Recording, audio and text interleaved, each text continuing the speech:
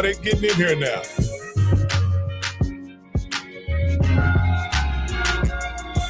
Ain't nobody got nothing to do. Kayla Clark ain't playing tonight, so I was hoping she was gonna get out there and play, but she ain't play. She set this one out.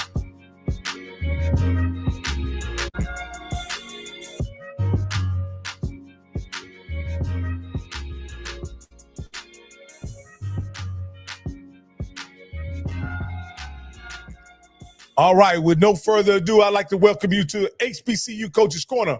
My name is Rocky Miller, your co-host, along with the Bishop, the Rattler, the Detective. Our trusted sidekick here on HBCU Coaches Corner, none other than Mr. Stephen Campbell. And the man you all come to see, to come talk his talk, tell y'all about what being an HBCU coach, being an HBCU championship coach is all about. None other than my man, Johnnie Cole.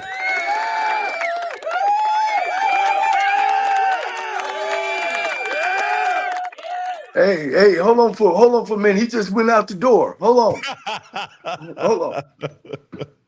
What's up, Coach? What's going on, man? Shit, boy, another day, another dollar and another way, an opportunity, man, to, express ourselves and into this HBCU space and especially in the athletic part. And it's always a pleasure working with you two, because you guys get after it, man. I mean, you really guys have the information right there and make sure that our fans are getting quality information, not hearsay, not what I think, but some experiences that I've shared as well. And Campbell from the HBCU way back. Me and him go way back. I think, Campbell, what is it? Maybe 100 years of HBCU football between you and me? Hey, man, listen. We know the names, Coach. We know when the SWAC was been in the SEC. See, we know that. Yeah. So we can go way back and Campbell can speak from a fan base, a band base, a person who has donated money to a program. He knows all that situation. He's walked the campus of greatness. And then I can go even a little deeper on the sports side as well as like him being an HBCU graduate, man. And then Rocky being the outside of it, man. Really, Rocky, you so more important than me and Campbell because we got the answers and you really got the questions that you hear from the outside. So man, I don't want again, Rock. I'm a champion of this podcast, HBCU Realm, man. And I think people that comes on our show knows that we know what we're talking about. Hey, Coach, yesterday you had a big announcement. You've been summoned back into coaching. This time you don't get a chance to recruit coach. You That's coach right. Whoever shows up. And you had a tryout last night. Cut downs was last night, and you didn't cut anybody, coach. Hey, man, this remind me of TSU all over, Coach. I ain't even have enough to cut, Campbell. Look, I needed 15, 12 showed up, man. So I had to go recruit the school, the hallways today, and picked up 3 more. So man, look, we started from the bottom, baby. I'm gonna have to get what my man who sing that? What's his name? The Canadian boy. We started from the bottom. Now we up. Drake. I'm gonna have to Drake it this year, man. We started from the bottom. Now we here, baby. Coach, one thing I do know, Coach, if you end up having a losing season, it ain't because of coaching. It's definitely because of the players, man. Hey, man, look, you right about that, Coach. This time around, man. But no, we gonna get it together, Coach. We gonna get it together. I told the young men that we gonna get this thing together, and we gonna have 2 plays, baby. 2 plays, man. Run right and run left. That's our run game. And throw the arrow route, the hitch corner every time, Coach. We're gonna throw it on this side and throw it on that side.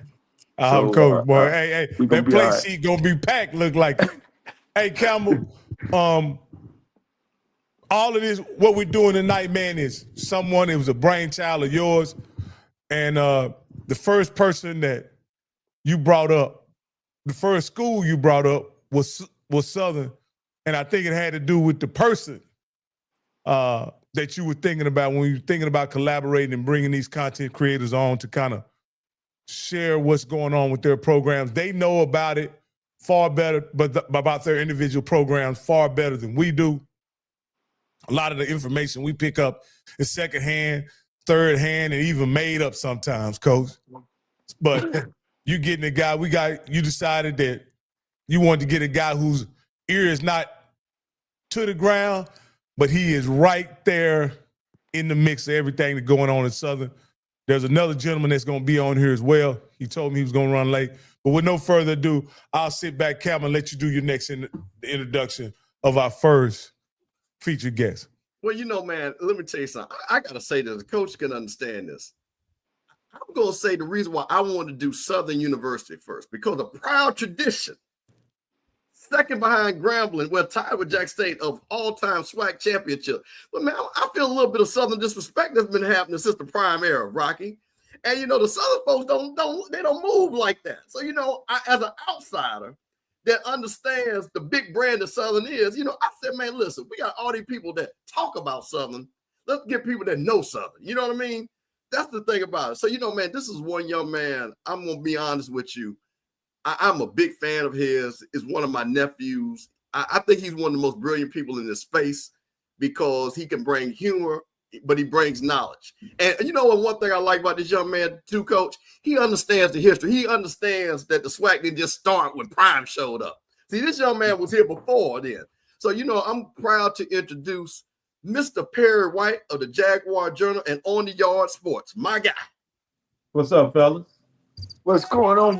What's going on, cuz? The crowd is going wild, Perry. The crowd's going wild. What's going on? What's going on, cuz? Not much. What's going on? Hey, look, man. Look, I roam the hill very well.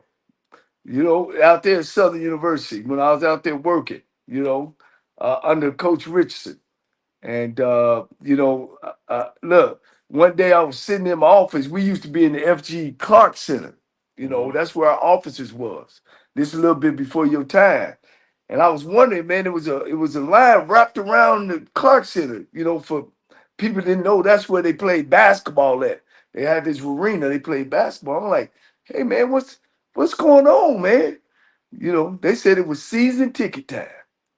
And boy, I couldn't believe that the Jaguars did it that way. But it was our first year. Pete was coming in the first year. I was on the first year staff, and people was really, really excited about Coach Richardson. Is that still happening now? Is the season ticket still up where they were?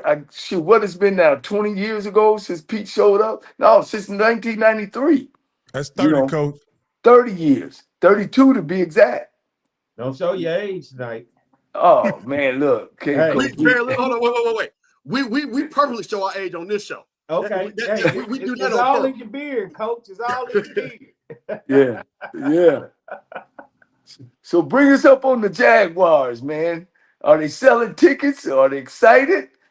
Tell me what. Y'all twinkle to the East Championship.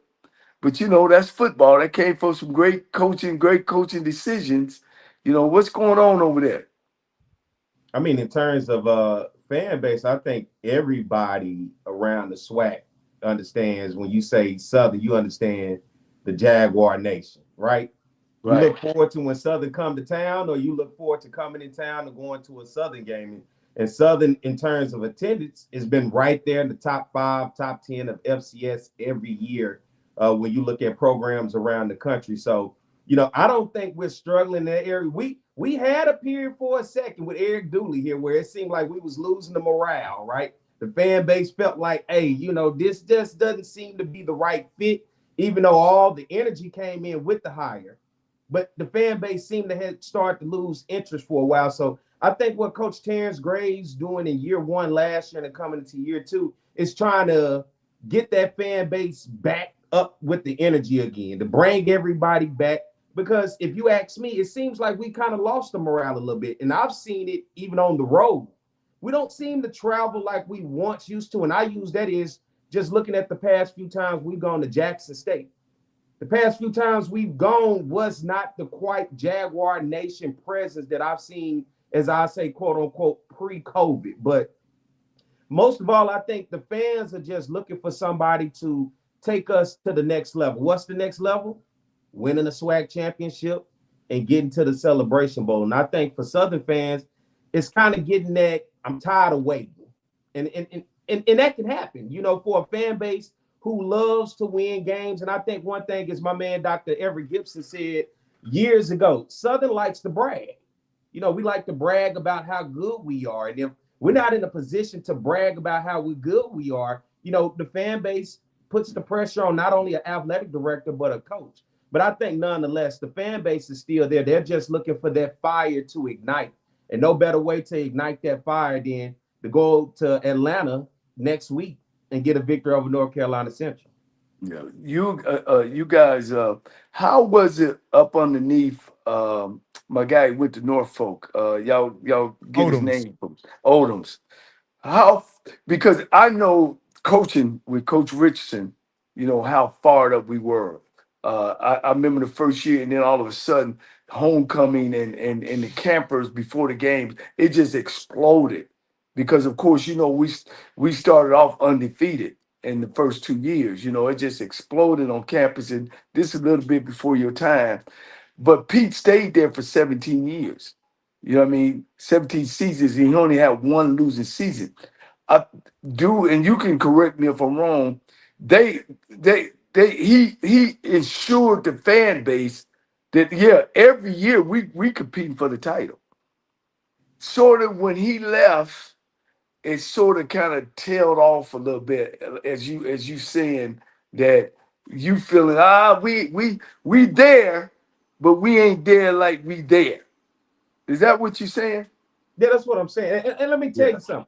I thank you for the compliments of saying before my time, you know, saying how young. But I grew up in the 90s. The 90s was my era. So it was during my time. But yeah, it's that same thing. When you have that transition of a fan base, it's like any big fan base who willing to travel with their team, who engage with their program, and who put their money where their mouth is. They want to know what is happening in the future for their program. And what happens in the future is simply about winning, right? And when we say winning, it ain't winning 8, 9 games and saying we're happy. It's about winning championships. You talking about in the 90s, what made Southern what it was in the 90s? It wasn't only winning those games on NBC against Eddie Robertson and Grambling, but it was going to the Heritage Bowl. It was having that big time atmosphere for a bowl game that created winning championships. And then when you had the first SWAC championship in 99 with Southern and Jackson State, Southern had came into that game having not lost a game in conference play in 3 years. So you imagine a fan base who has that type of, and I'm not going to say arrogance, but pride, and you know it, you were here. And then it came on the backside of Pete. It was like, okay, Pete won plenty of games, but at that point, it seem like his time had run out. And if his time had run out in the league around us, because at that time you had Alabama A&M, Alabama State were doing their thing. Even UAPB at that time had found themselves in the championship in 2006. Jackson State with Rick Comedy. You saw the landscape of the SWAC changing, even with Grambling. So Southern fans kind of fell off for a second and was like, well, what's next? During that process, when we got Dawson Odoms, what got Dawson Odoms the job here in 2012, right? You know, at Southern, who you got to beat. You got to beat FAMU. You got to beat Jackson State. You got to beat Grambling. And if you win homecoming, I think you can get a job here. And that's what happened with Dawson Odoms in 2012, where they took the interim tag off after they got rid of Stump Mitchell after we lost to Mississippi Valley 6-0 on a Thursday night. Then Odoms comes in, wins the championship in year one, right? In 2013. 2014, we go back. But I think one of the biggest things with Odoms that a lot of people did not truly understand was the state of the program as he took it over as Southern dealt with APR problems. Remember, no spring football, limited scholarship and practice time, and he had to build a comprehensive walk-on program, preferred walk-on program, to get athletes here.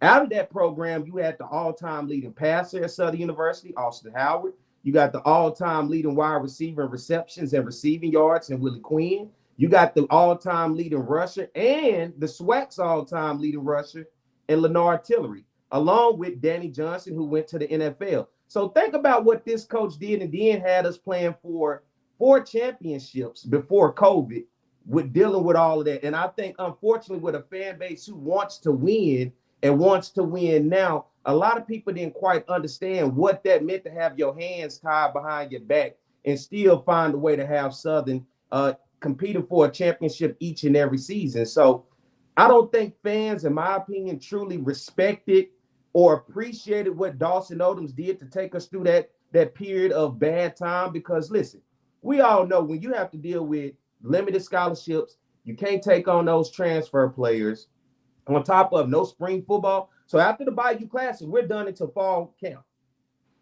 That's a lot on the program in order to keep a program consistently in the hunt for a championship each and every year, when everybody else around you is able to do it. And guess what?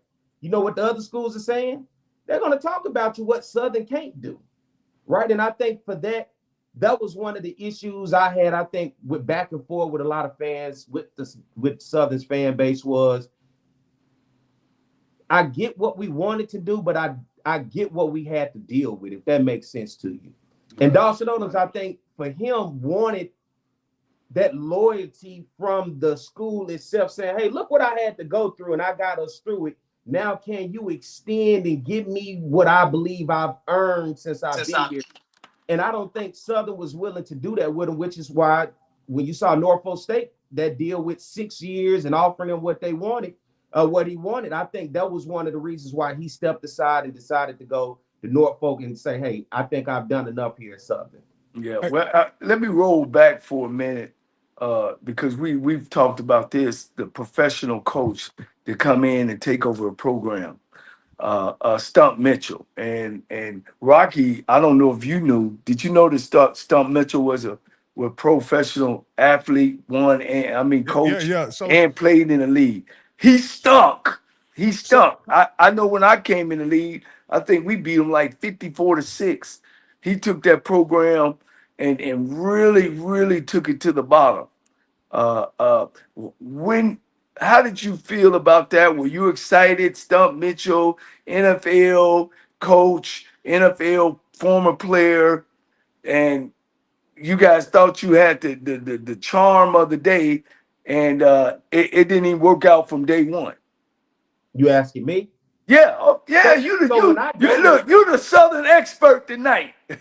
When I got here, I came from UAPB, University of Arkansas Pine Bluff, and when I got here in 2010, Stump had just gotten hired. So I wasn't here prior in 2009 in that last season of peak, but I saw it from afar, from within the SWAC, from another institution. When I got here, it was kind of like that in between where, we just got rid of a legend, right? And Pete Richardson, but Pete was on the back end. He wasn't winning games like people wanted.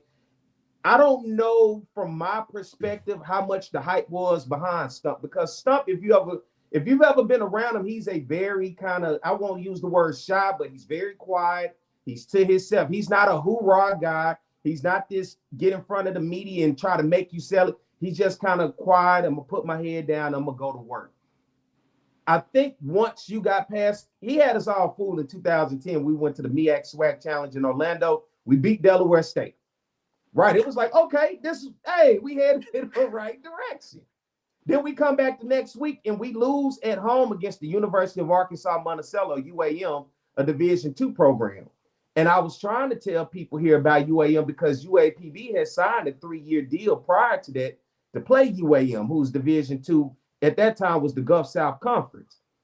They had beaten UAPB handedly the past 2 years, and UAPB said, hey, we don't want nothing to do with you. We want to get out of the third year. I believe Southern picked up that third year and say, man, look, UAM D2, we can beat them. Not so fast. Got their ass whooped. Now, at that point, that's when everybody started to look and was like, okay, what's really going on? How we losing to a Division II school with a mascot called the Boll Weevils, right? Then you come into the next season. And I think what they used, the straw that broke the camel's back, was a Thursday night ESPN game here at A.W. Mumford Stadium, taking on Mississippi Valley, a team Southern had not lost to in years, let's say decades, right? and we lose 6-0 on national television. I think if Stump walked off that field, he must have tried to go in his office and realized the door was locked, and there was nothing he could do from that point. So Stump never could really get the program headed in the right direction. But I think what Stump did do was put together a collection of a talent that Dawson Odoms then ultimately the next year realized what he could do to win with it. I just think Stump with what he was trying to do with a pro-style offense under center just did not fit what Southern was looking for at that time to be successful. Yeah, see, a lot of times when we look at these pro guys, and these guys coming from the outside of being pro, they used to working with guys that all of them make $200,000 and $300,000 and $400,000. These guys are real coaches. Then now you take a job, and now you paying 40 and 30 and 75,000 for your coordinator. You know what I'm saying? And then now I've been up on this level so long, I don't even know folks. So then now I reach back and start getting my high school friends and my buddy I was, with at another NFL team, and they don't understand the whole dynamics of coaching college football. And that's 9 times out of 10 when I look back on it, and Campbell, of course, you look back on it too, because we've had more than just Dion. Dion just happened to be who Dion is. You know what I mean? But there's always been former professional football coaches and players that have coached in the conference. Unfortunately, most of them has never been successful. So, when I talk from experience about, I don't get excited about that. You know what I mean? So that was the example. So I just wanted to make sure I point that out. Perry, I came into watching HBCU football regularly due to Dion's coming into HBCU. So I didn't get a chance to really view the brand of football and see the culture, whatever. Though my sister graduated from Southern a while ago, and she and her family are Southern Knights, and they are supporters, donors, in the box suites. I mean, they've always been big time with Southern. And the one guy that I knew that had a problem in Southern was Stump Mitchell. And that's something because he created a very frustrating existence for a lot of Southern fans while he was there. So I did know I knew that name because not only the NFL, but because I know my sister and her friends were very unhappy during that time. And that kind of explain that unhappiness. Yeah, I mean, you want to win, right? And if you're going to make a change from a coach that you felt like wasn't winning, then you bring in another coach that you want to win, and he's going down that same path, what that creates, especially for a fan base who's passionate about winning, passionate about their football, and passionate more so than ever about wanting to win championships. When you don't have that right, when you don't have those ingredients for that recipe in order for it to come out to be successful, to taste good with flavor, what day you say, I didn't get, when you go to a restaurant, you say, I want the bang for my buck, right? And if you don't get the bang for your buck, don't you feel robbed a little bit? Don't you say, man, I'm probably not going to come back to this place, man. This wasn't what I thought it would be. This is not what I wanted. This is not really what I signed up for. That's Southern fans. And that same thing with Stump was the same thing I would use for Eric Dooley. Both with that same concept of, all right, we'll give you an opportunity to see what you can do. But at the end of the day, we're going to evaluate you on how you treat the fan base, and not only how you treat the fan base, but what your performance is out on the field. Will you be stubborn in what you do? And I think that was one of the things that really hurt Eric Dooley when he was here. The stubbornness from the quarterback position that fans just did not like at all. It was saying, what are we going to do? Are you putting us in the best situation to win? Or are you doing what you want to do in terms of your association to a person or to a certain group? And that rubs a fan base the wrong way.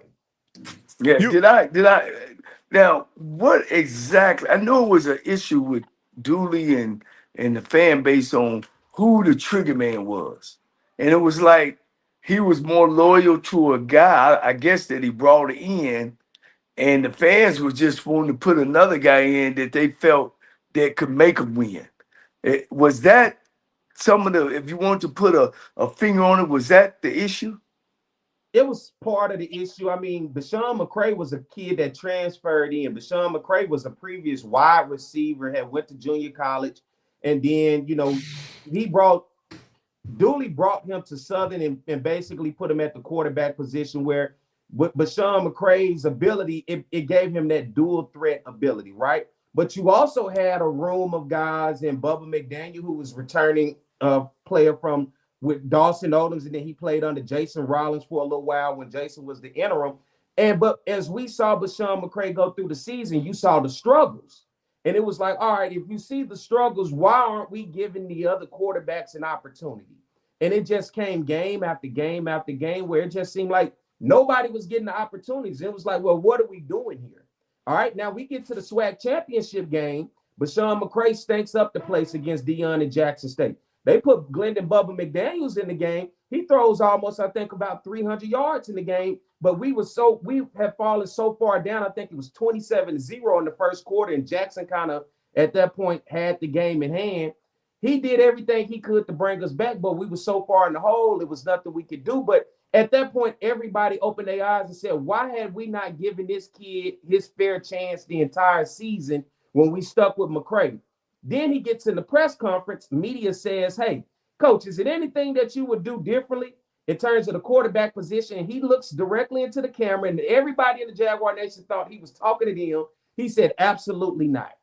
Now, for everybody at home and everybody in the stadium, after you watch the performance like Glendon McDaniel did in that game, there's no way you can tell me you would not have went back and said, you know what, maybe I would have tried to do things differently, because you didn't give this young man the credit that he deserved for coming into the game and doing what he did in his last game as a Jaguar. And it was just a slap in the face.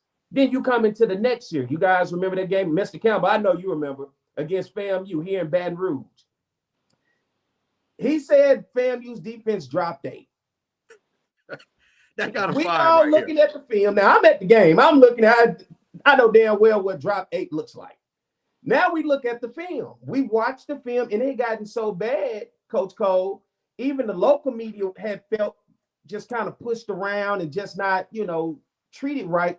So even local media coming up on that Sunday and Monday was like, because, he had his press conference that Tuesday, even local media was saying they literally stopped the play and counted how many guys it was that dropped.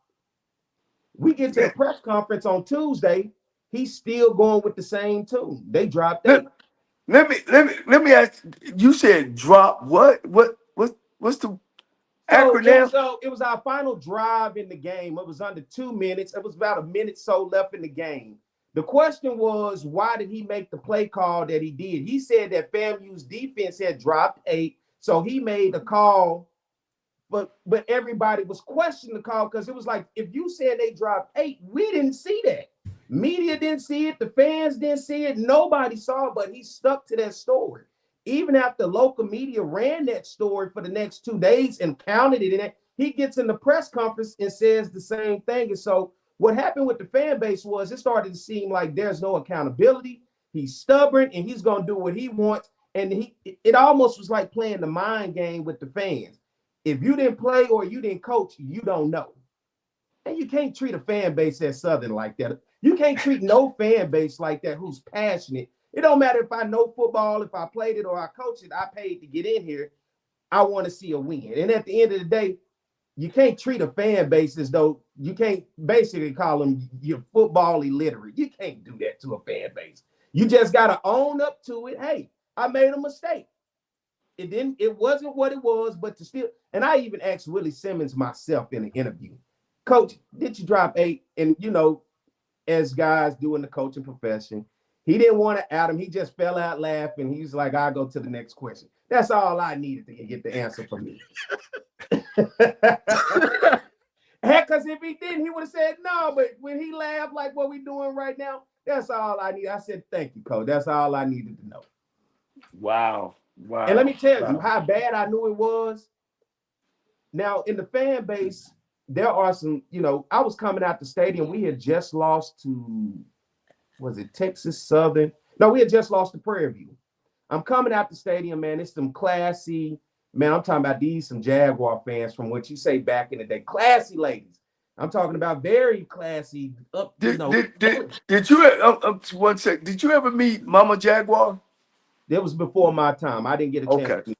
But if this was this type of ladies, though, like very classy, upscale, very, I came out the stadium and I saw these two ladies. I never in a million years would have thought these ladies even use cuss words, let alone anybody cuss around them. These ladies was cussing like sailors back and forth to each other, and every other word was Dooley and cuss, and Dooley and cuss. I said, man, it's over. When you get the church ladies, the elegant, very nice, classy ladies to get out of character like that, we don't have much left here. Yeah. Now, wait, Perry, let me ask you a question, because I want to set this, because now is this the same viral video where the lady was on the sideline using all types of curse words? That wasn't that game, was it? I don't know. You see, I hadn't even seen that video. This okay, was that was the stadium. And I heard these ladies. This was inside the stadium, and you knew. Listen, you knew she was big time. She had the strap on. She was down there on the field, and man, listen. Let me tell you something. Cursing, like I said, that thing. I'm about to find that video just for you, Perry, because that right there. That's when I said this man. I said, when you got this lady cursing like this, you say that Jaguar finest. You know what I'm saying? And I was like, whoa. And my Jaguar folks know what I'm talking. What game was that? Y'all know what I'm talking about. But go ahead, Coach. You rolling. But you and Perry rolling. Yeah.